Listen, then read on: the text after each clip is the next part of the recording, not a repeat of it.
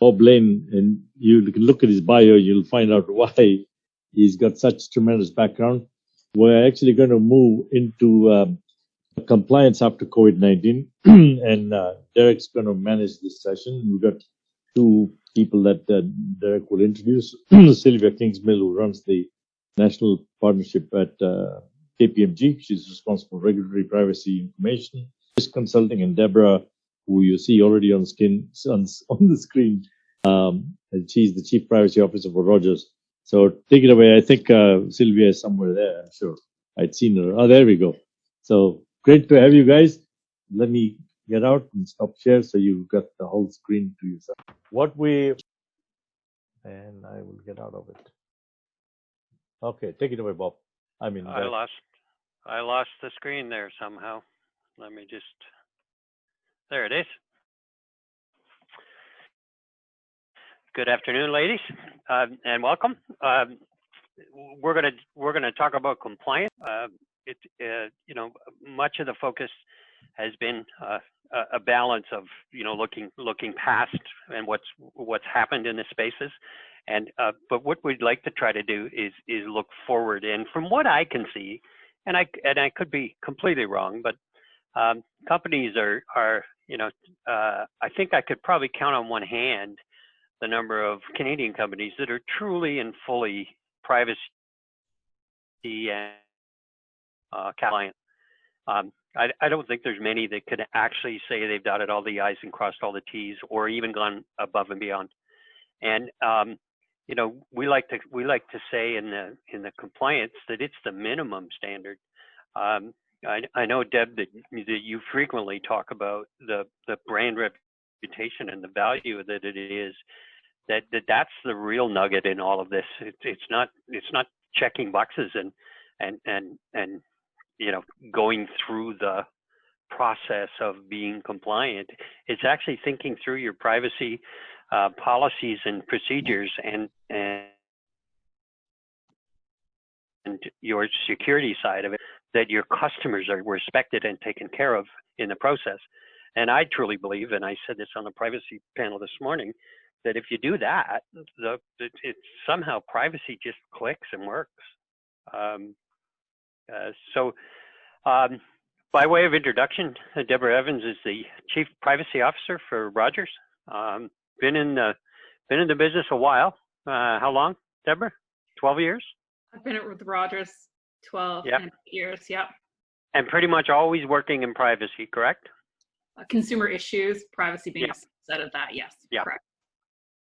Awesome. A great place to come from in terms. I'm a kind of a rare breed in the privacy space in that I come from marketing. I owned my own ad agency in the 90s, and what's that got to do with privacy? Well, I take the approach. You must implement it. So it's all about implementation. It's all about operationalizing these privacy laws or these standards, or as you say, taking care of the customer. And Sylvia Kingsmill, welcome. How are you? I'm great, thank you. Good. Sylvia is a very well respected, is the national partner for privacy and risk management for KPMG, with a pretty rich background in risk management. So while you come to the privacy, specialty,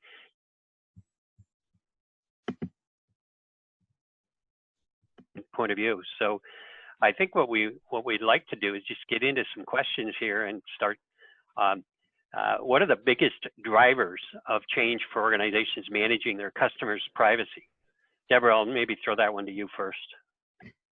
Yeah, big topic to lead off with. So I think what's important is just, if we take a step back and we're in more of a digital world now. Everything's being driven by data. And there's sort of the concept of monetizing data versus data ownership. So all of these things are sort of swirling around, and more apps are generating personal information and data. So that's more and more businesses are becoming stewards of that data.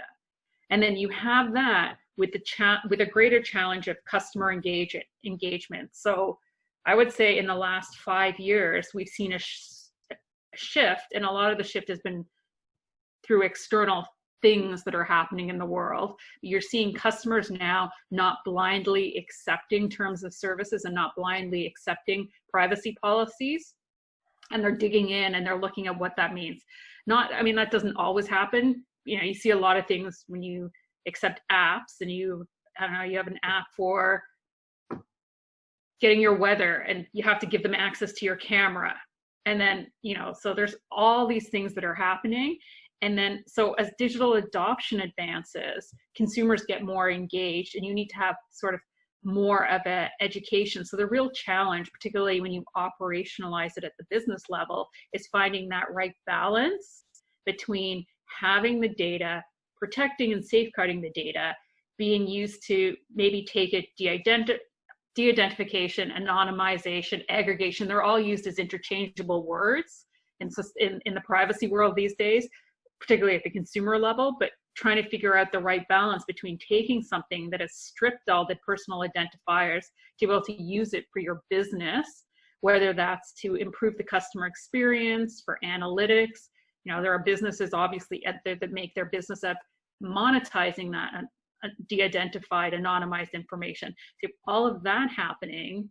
And then it's also trying to get the right balance between the consumer education, because while consumers are generating far more data, they're also creating greater risks for themselves. We still see a lot of secondary security breaches, as an example, where people have used the same password on every single website, and then maybe that gets exposed through a secondary breach, and then they're reaching out to you saying, oh, have you had a breach? My information's out there. Or they're, Facebook and all these social media platforms have their own advantages, but then people are happily like, I'm just going to put my date of birth here. I'm just going to tell you everything about me here, right here, which is, it's great, but put some privacy controls around that. So I think that really, I've kind of gone around this, but for us as a business, I think the biggest driver for us is just finding that right balance between customer engagement and doing the right thing for your customer. I don't know, Awesome. Sylvia, do you think? Yeah. Deborah, the classic question is, well, what could they possibly do with just my name and my email address? A lot. Yes. Yeah. Yes. Visually more important than ever now. Yeah. No kidding. When it comes to the privacy regulators, Sylvia, what lessons can we apply in compliance? You've had a fair amount of dealings with the privacy regulators. Absolutely. All sorts of monumental privacy breaches. So the first lesson learned, I can say, it's not just about compliance. It really is about managing their expectations. And a cyber breach is a perfect opportunity to attract additional regulatory scrutiny about your overall health and hygiene for your privacy program end to end. Contrary to popular belief, they're not going to do that black letter of the law, tick the box, do you have this, do you have that, because, GDPR, or PPS says that you must comply. Really, as part of their investigation, they're going to ask for a number of things that's not written into the law, and they're going to want everything to be well documented to prove that it exists. And the first thing that they typically ask for, based on my experience, is a documented governance model and accountability structure with reporting lines. So they ask who reports into whom and where does privacy sit. And they really want to see this because I believe privacy deserves a lot more visibility, and that makes a whole world of a difference in terms of where the privacy function sits and where it rolls up into and what level the privacy function is. And so what I've seen in practice is a lot of these entities are scrambling at the last minute to drop these fancy diagrams. So the bottom line is that they're going to inspect what they expect And there is a lot of regulatory guidance that we typically tell our clients to go and read and build that into their privacy compliance programs, simply because regulatory expectations are way more important than the black letter of the law. The law doesn't evolve quickly enough with technology and expectations and the threat landscape and industry best practices. So it's not enough just to go to the law. It really is important to understand regulatory expectations, to read the guidance documents, and then embed all those practices into a holistic risk assessment framework with controls and key activities that are going to demonstrate that you're actually doing that. The second lesson is you have to have a really coordinated and streamlined approach to responding to the regulators. And that really also requires increased internal communication. Depending on the magnitude of the breach, you might actually have to dedicate an internal PMO to manage all of this, because then it becomes your day job, which is unfortunate. And I've seen a lot of organizations underestimate the amount of time you're going to end up spending with the regulator to answer their demand, and they have a lot of questions. And the submission itself needs a lot of time and coordination, because it requires different people to contribute to the regulatory submission. So privacy isn't just the chief privacy officer's job, and Deborah will probably confirm that. It is a multidisciplinary approach to protecting information, which requires cyber, data management, legal, compliance teams, risk management, and even the business, right? They're the ones who are managing the privacy risk on the front lines day to day. So the time and effort spent on the submission in terms of how you respond to the regulator is going to depend on how well your privacy program is documented. And I have yet to see a very mature program that has all of the, T's crossed, you said, and the I's dotted. Don't forget the revision cycles required to be able to package it all up and embed all of the documents to prove that what you're saying actually exists, right? You got to demonstrate accountability and compliance. And it's absolutely okay to ask for extensions, but make no mistake, they're going to hold you to that timeline. They're very strict with that, and they don't even care if you need to work over Christmas. I've been there. Right. Absolutely. With U.S. regulators and with Canadian regulators, it's not fun.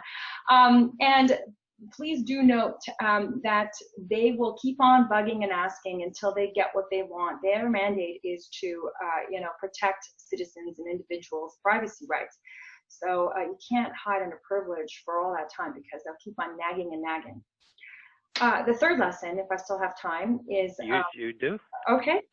So how all that time and expense involved in dealing with the regulators ex post facto could simply be avoided if you're regularly checking your privacy risk posture through audits or internal reviews that result in actionable plans and roadmaps where you can implement, your residual risks in a way that makes sense to the enterprise, because it's nice to have a roadmap and then you do nothing about it because no one understands how to implement the recommendations. And companies that get into the most trouble are the ones who have absolutely nothing in place to show due diligence, right? So there needs to be a commitment to want to ameliorate your privacy risk posture, and that can only come through regular monitoring and assessments. You should know that it'll be a long journey ahead if in fact you do get compromised, because the regulators will keep on coming back to do a checkup on whether or not the risk exposures have been mitigated, and if people's privacy rights are being respected. And then it's even a longer journey to then go and rebuild that brand and your reputation, because people never forget.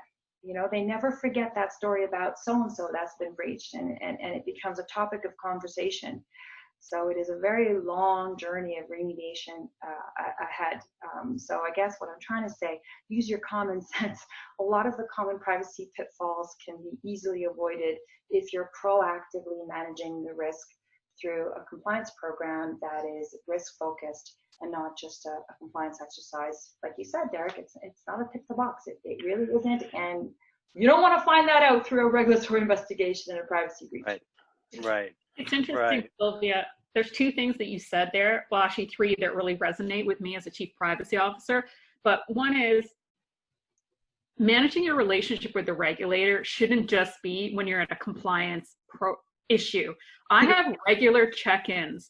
I just, we're here in Canada, so I'm in Ottawa on the regular, well, not now, but regularly I'm in Ottawa, and I'm just calling up the people that we deal with, whether it be at the CRTC or the Office of the Privacy Commissioner of Canada, and just having a coffee. We're not even talking about open files, because obviously we're not, but it's about developing that rapport with them so that if you need to ask for an extension, they're a little bit more agreeable, or you need to go and be harder and firmer with them on something, they're a little bit more agreeable because they know that you're taking things seriously. You've developed a relationship. So I think that it's that human part of your compliance model that's equally as important than really then getting into a battle with your regulator, and they've never spoken to you before, they've never had any dealings with you, and you just seem adversarial right out the gate. Right. That really resonated with me. And also, you mentioned audits, and I laugh because I am audited regularly by internal audit.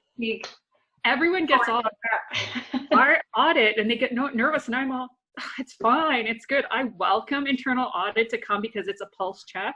It's making sure that compliance is there. I mean, don't get me wrong, I argue with them a lot, and I make them rewrite some of their final reports before it sees the light of day. But we have a good relationship of that, and I love it. Like, I think probably in the last year I've been audited, or last 2 years, 5 times on various aspects of it, be my breach management, accountability, castle, some small component, or someone else is being audited and it has a privacy compliance component where they're meeting with me, and they're, I don't take any tasks when I'm not being audited, but I think that really helps too. It helps mature your privacy program. People shouldn't be afraid of internal audit. I mean, they can be your best. Yes, they can be your worst enemy, but they can also be your best friend to put pressure on the business and the operational teams to do something and think of privacy outside of the compliance risk management. And they just sort of think of it as second nature. If they think of a business issue, and if I may comment, sorry, Derek. Yeah. No, that's the first thing about establishing a relationship, yes, it's a good idea to establish a really good relationship with your regulator and your internal audit function, and never befriend a regulator during a breach. It's a nightmare. So I agree with you on that one. And the second point I wanted to make, in terms of not being afraid of risk assessments and internal audits, I think that it gets easier as time goes on, because we encourage a comply once, a test too many approach. A lot of the requirements in different privacy laws and other regulations actually are the same. So it's good to do a harmonization exercise to see what controls you have in place that you comply once with, that you can attest compliance with to the many disparate legal sources that you need to be compliant with. So that's really important. And never be afraid to actually go to a regulator with an idea that you have in digital, because they love to see the proactive risk management thinking upfront, and they really love to give you guidance and support in terms of checking your blind spots. Have you thought of this or that? Because by the time you roll it out, it's not a good spot to be in when the regulator is asking you for a report ex post facto, and they say, no, sorry, you need to retrofit the system or this control or that control, because you just didn't come knock on our door and talk to us. So I would wholeheartedly agree with everything you just said, Deborah. Yeah. One of the things, one of the observations that I had is the there's a distinction between having consent. For example, under Castle, Deborah, there's most clients talk about having consent, and I always talk about proving consent, because to your point earlier, Sylvia, if you can't prove it, it doesn't exist. And I'm also shocked how many times we engage with fairly large, have no docs and procedures in any of these areas of privacy or Castle. It's kind of mind-boggling, because it's one of the elements of any compliant program is documentation and staff training. Evidence. Right. Yeah, prove it. I think what you see when you're talking about the demonstrating compliance, improving your compliance. And speaking from a large organization, so we obviously have the large top side of like, these are the big bucket things. And then on occasion, we will be digging into something and we will see, you know, this subset 5 layers down could really use a standalone policy. So, I mean, over the last 5 years, we've been doing a lot to enhance our privacy management program. We've always had one, but as someone new maybe joins the team or is looking at something, and then we're looking at something differently, and we're like, why don't we have a policy or some sort of one-pager that governs that small thread, that when you're building out your compliance management, particularly for privacy and Castle, you look at the big buckets. You're like, consent, retention, this, that, and then you get down, and like I'm saying, you're 5-6 layers into your program, you're like, oh, you know what, that could use something right there. So it's also that about like the evergreening. You don't just build a program and then you're like, oh, I'm done, I have my program. You always have to keep coming back and looking at it. And I know, I mean, in the whole world of privacy, we speak a lot about privacy by design, which really, I actually don't think privacy by design is nothing novel. It's great, don't get me wrong, but it's actually basic compliance project management. When you're onboarding a new project, you've got your list of people you talk to, finance, legal, risk, blah, blah, blah. There should be a box there that is just automatically privacy, because it is one of those things. And then, I mean, I know people diffuse it differently. In our organization, privacy captures anything that's related to consent. So we have pure privacy law compliance. My team manages Castle compliance. And then we also, under the CRTC, the unsolicited telecommunication rules, we manage everything around ADADs, do not call, all of that, because that also has a consent component. So I think it's really depending on how you've structured things in a company, and Sylvia touched on this too, about it is collaborative, but depending on how you've structured things in companies, things fall off. Like I'm in the regulatory group, so sometimes someone's like, well, I consulted with regulatory.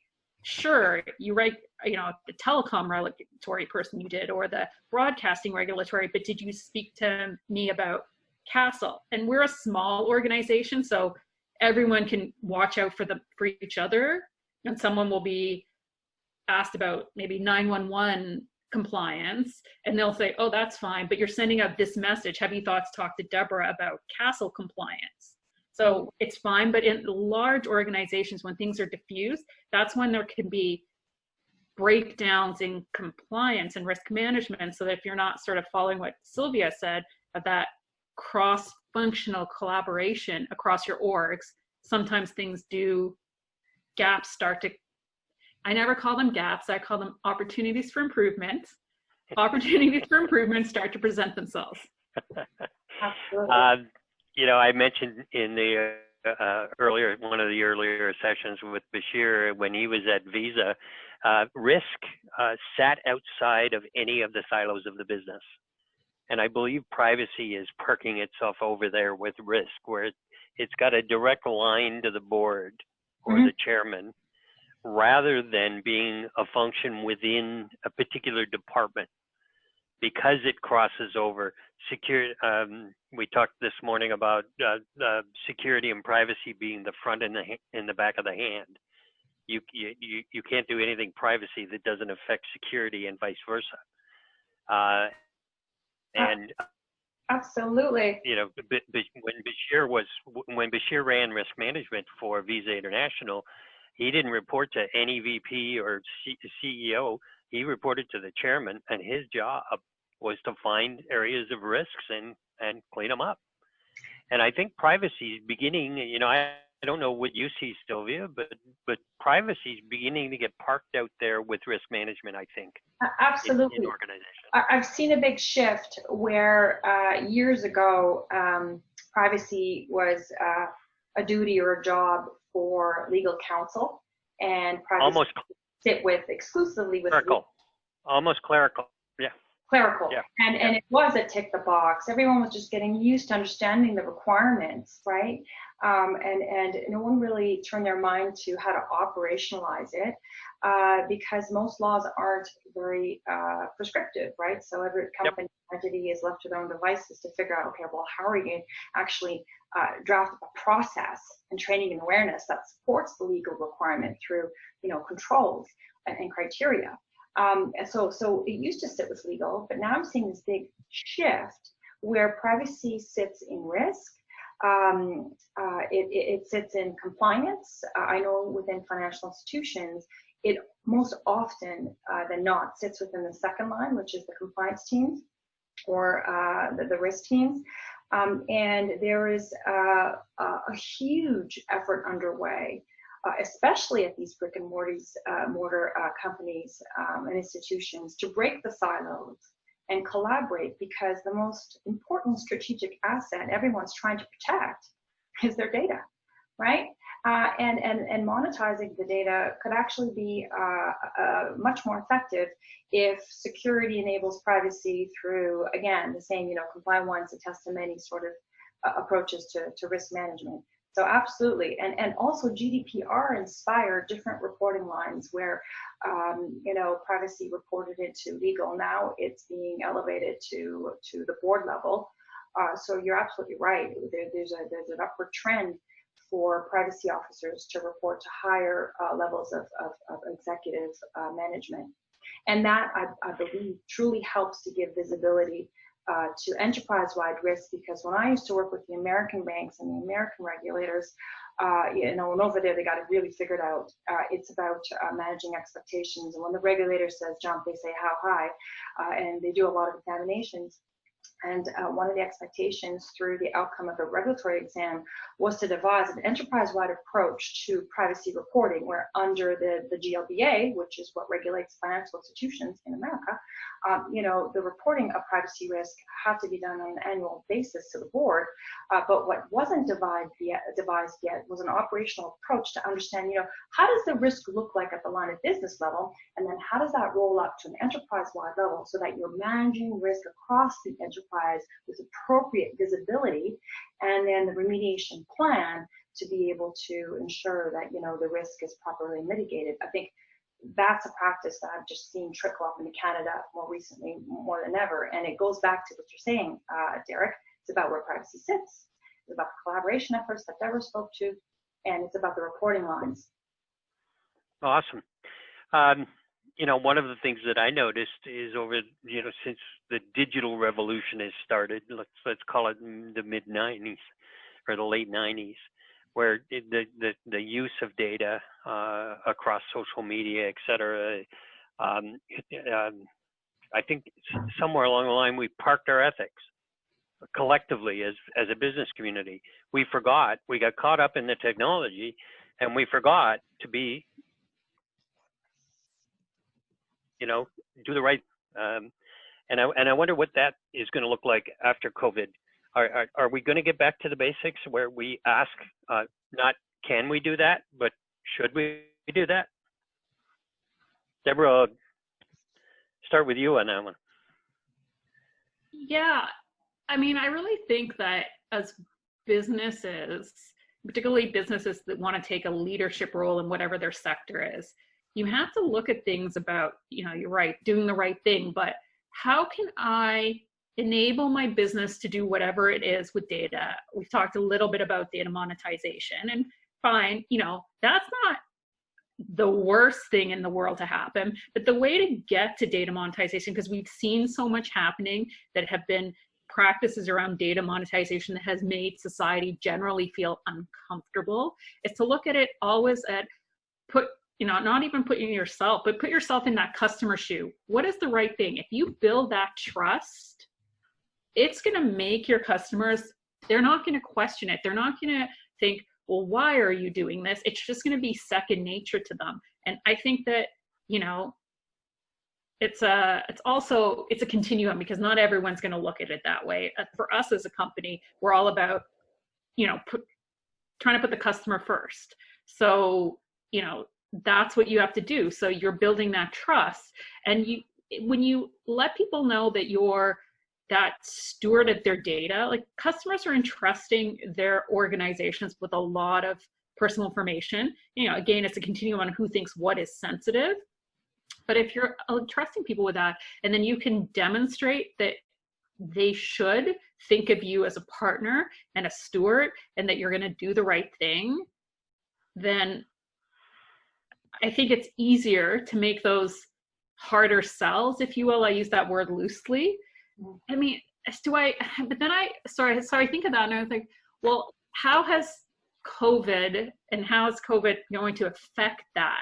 So, I mean, obviously we've seen through COVID, there's a lot of distrust that is coming back in with customers, because let's just be very clear, fraudsters have been working overtime during these last 4 months to get their hands on whatever they can. You know, we've seen here in Canada, there's been a lot of letters and scams around the government support that have been going out, and, you know, a lot of things have been going, there's been an explosion of phishing, and I'm learning all these different ones. There's phishing and there's phishing and there's all of these. They're all sound very much the same to me. But is Revenue Canada after you too?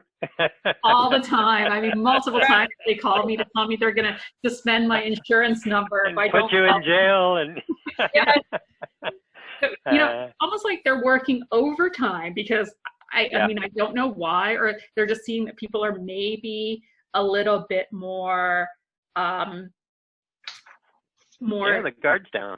Because people are feeling more susceptible to other things, and they're worried about other things, so that but then you've also got the ones that are a little bit more vigilant now, because they are worried less because they're at home and they're thinking more about things. So it's sort of, where will that balance come from COVID? And I think that it's just going to quite frankly, it's just going to make people a little bit more aware. At least I hope it's going to make people a little bit more aware, and there'll be less dates of birth on the internet, and there'll be less people's, you know, favorite pet's name on the internet, which is really their password. So hopefully it's like that, and then it just becomes a natural partnership where us as the data stewards and the trusted partners are there to help the customer. That's my hope, at least. Yeah, very good. Very good. Very good. And Sylvia, I think there's a couple things that we talked about, and one of them is what are the top 3 risk management trends in privacy and data protection? This is really your wheelhouse. Okay. Well, what do you see? This is going to be fun. And then, Deborah, I want you to sort of say yay or nay, okay? You're the one who's actually left to operationalize everything that's happening in markets. So, I mean, I just advise, you've got the real tough job of owning the privacy risk exposures and the problem. So I would say the first market trend that comes up time and time again, and it's not different every year, so I'm going to say it again. The regulatory privacy landscape is continuously in flux, and it's constantly evolving, and it hasn't stopped. When we had GDPR 2 years ago, we've got Bill 64 in Quebec. We've got the feds promising us amendments to the PITA, and we're seeing all sorts of regulatory pronouncements that have GDPR-like provisions, signaling that, you know, GDPR is going to heavily influence the way privacy risk management programs should be set up and run. And really the implication here is that the standard for privacy protection is only increasing, right? There is a higher bar more than ever.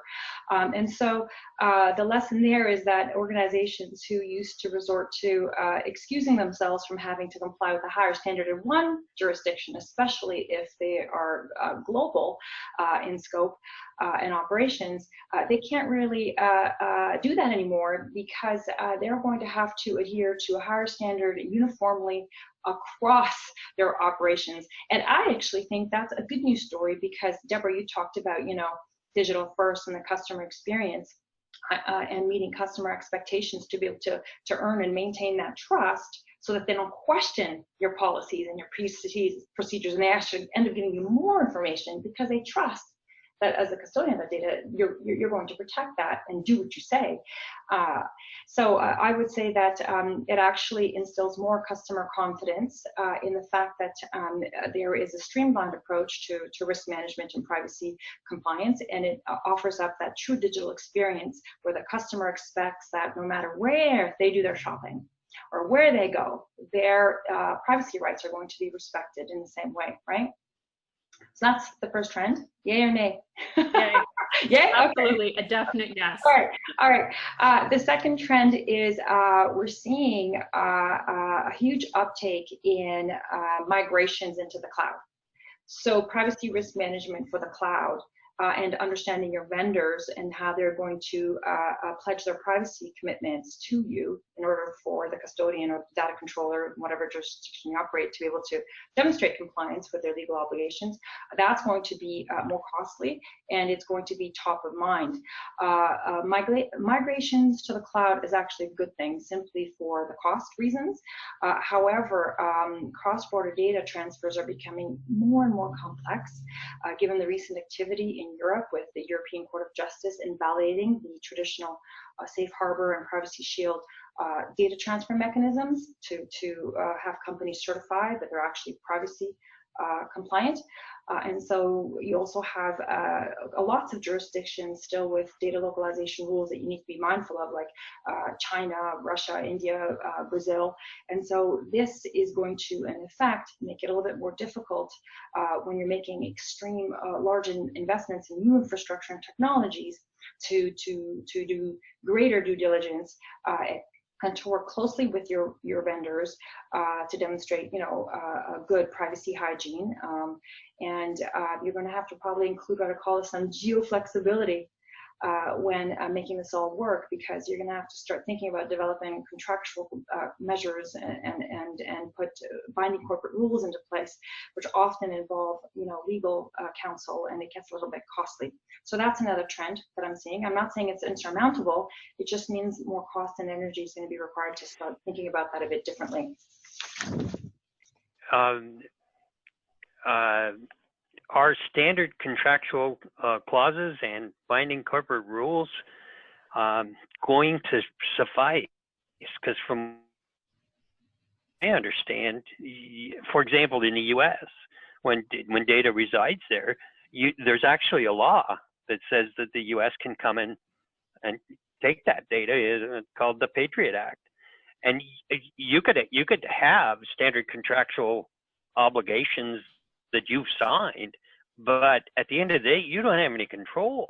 So you actually can't sign those standard contractual clauses or binding corporate rules because you can't live up to it in some jurisdictions. So, I did a lot of I read just about everything I could on this. But they just drove a train through it.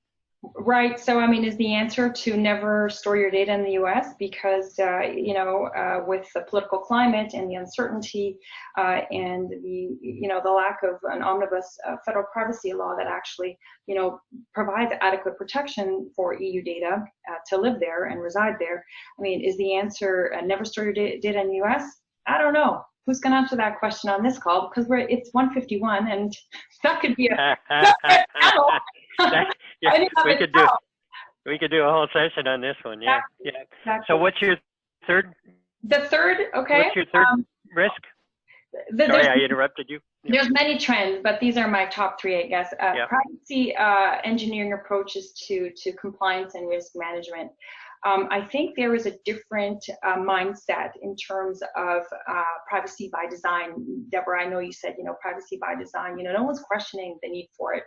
Everyone understands value, and I know that in Europe it's already been legislated, but I think I'm seeing more and more of privacy by design implementation approaches that require that hybrid approach that we talked about: technology, people, process, and governance all coming together, and RFPs and vendors coming and asking, or telling us they're going to start building in security default functionality into the architecture.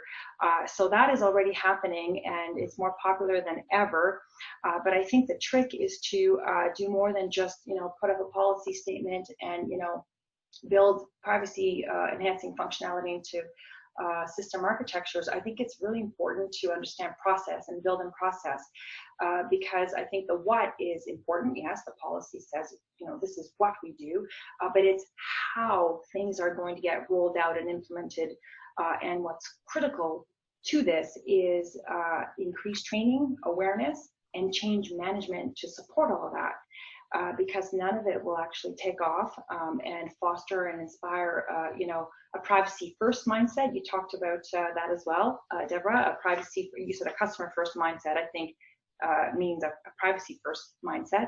None of that will happen effectively if the tone from the top isn't there to affect cultural change and to have a change management and training and a process in terms of how things will be implemented, adopting that privacy by design approach. So privacy is really becoming less of a compliance topic and more of a business issue. I would say it's more of a technology issue than anything else, especially with the digital transformation that was expedited by COVID.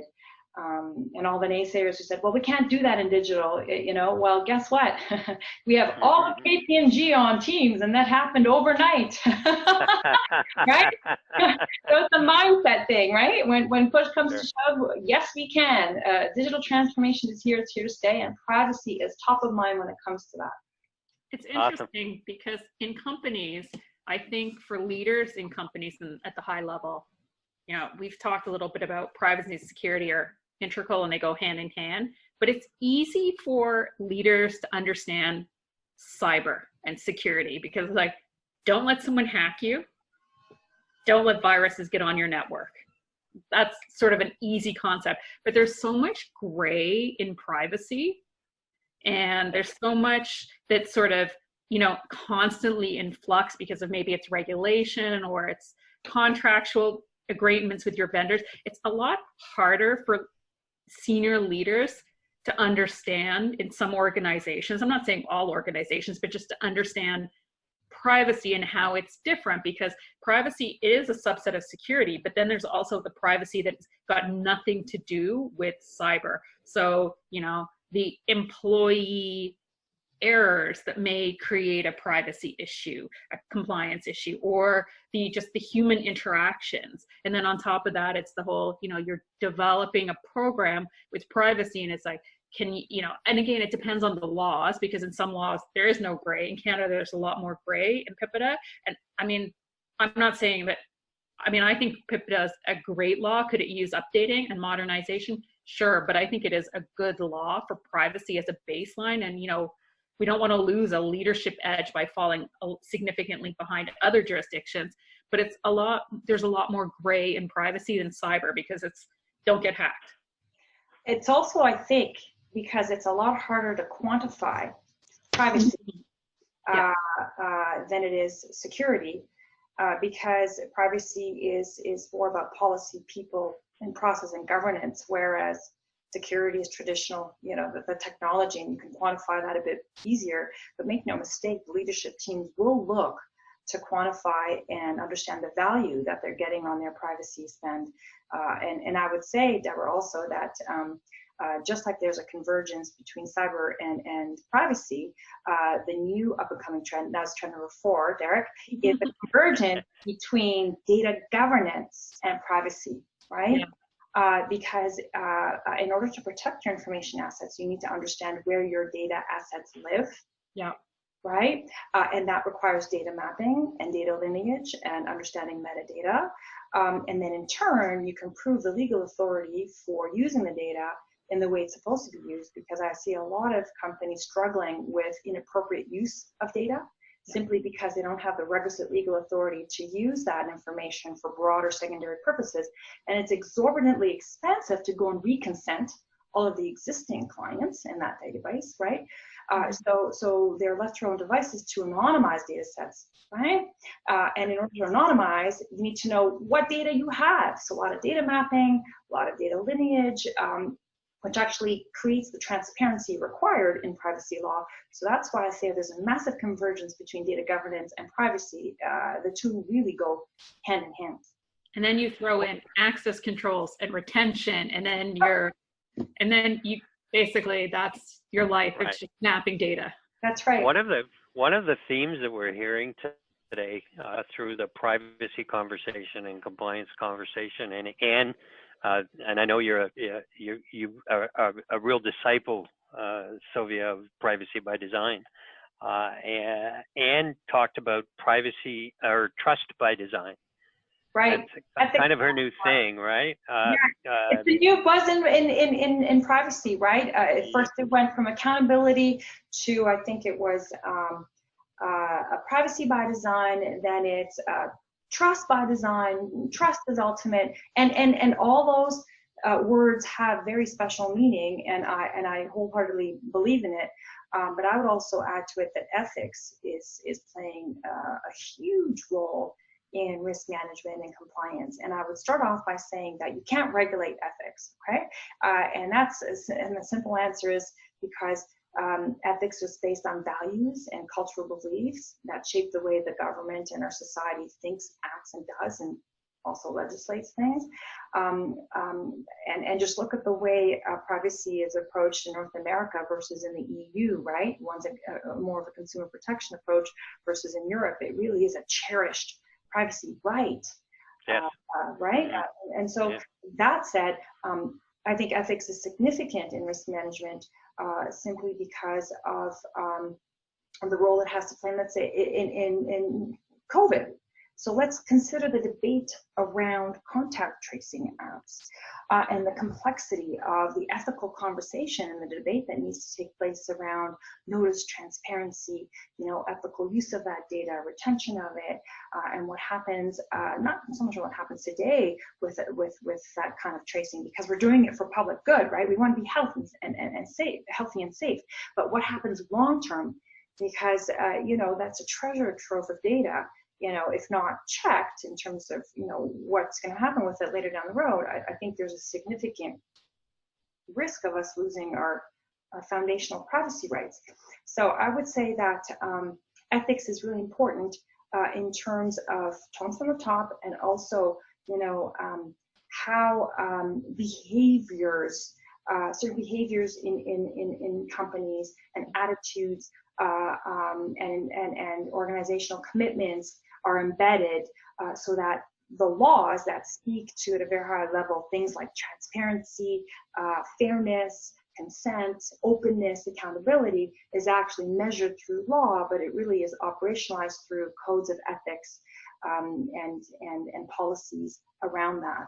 And I would say that it starts with the leadership and setting the tone from the top to really demonstrate that what you say you're going to do with the data is actually being done with that data. So again, remember I said policy statement, great, but process, right? How do you actually deal with the data? And another trend number 5, Derek, I'm seeing a lot of companies come up with not only just ethical codes, but a responsible and ethical use of the data, in the absence of the right consent or anonymization techniques that take longer to implement. Yeah, very good. A lot. You guys have been fantastic, and I know we've just scratched the surface. So, as Bashir said, we would love to interview each of you with the remainder of these questions, and maybe digging a little deeper into these on an individual basis, and we'll follow up with you in the near future. So thank you very much. You guys have been awesome. Thank you. Thank you. Bye, everyone. Thanks very much, both Sylvia, Deborah, and of course Derek. You guys added some pretty powerful stuff, and you put meat on the table for us to take it to the next step now, which we will, I promise you. So thanks a lot. Fantastic. Appreciate that, and we will do that one-on-one as well. So 1 second here.